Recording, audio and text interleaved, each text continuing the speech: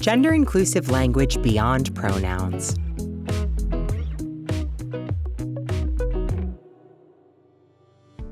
Using someone's pronouns isn't the only way to be more inclusive of trans and non-binary people. A lot of the language we've been taught to use in everyday situations is gendered. When we use these terms, we are often making assumptions about someone's gender identity. Sometimes using these terms can also be an instance of misgendering someone, either because we use the wrong gendered word for a person, or a person doesn't identify with any gendered terms at all. Here are some examples of gendered language we use in everyday life. Gentlemen or ladies, sir or ma'am, guys, Mr., Mrs., and Miss, man or woman, dude or bro.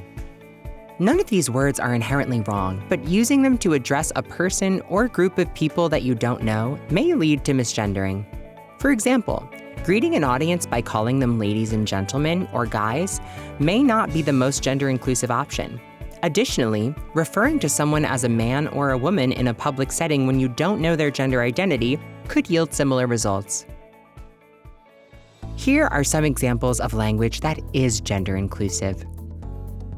You all or y'all, everyone, folks, friend, partner, sibling, parent. Let's learn from some people in our own NYU community about how they use this language in everyday life. I use gender-inclusive language because folks should not make assumptions about who folks are based on what they see.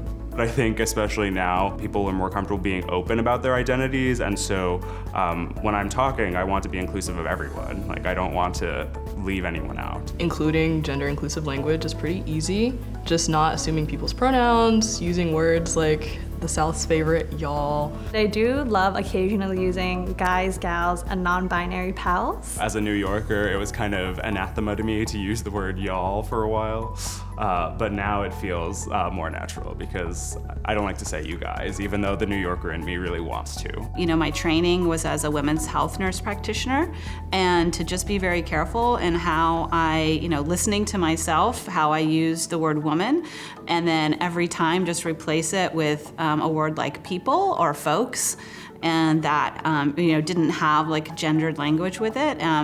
Found was really helpful. Gender-inclusive language is absolutely necessary to have a community where people feel welcomed to be their whole selves. You can't have a truly robust intellectual community if members of that community don't feel like they are supported in their identity, in their research interest, and et cetera, et cetera.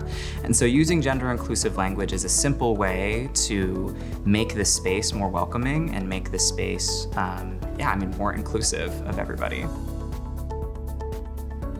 To continue learning about these topics, visit the Pronouns and Gender-Inclusive Language Toolkit for more videos, resources, and information at nyu.edu/pronouns.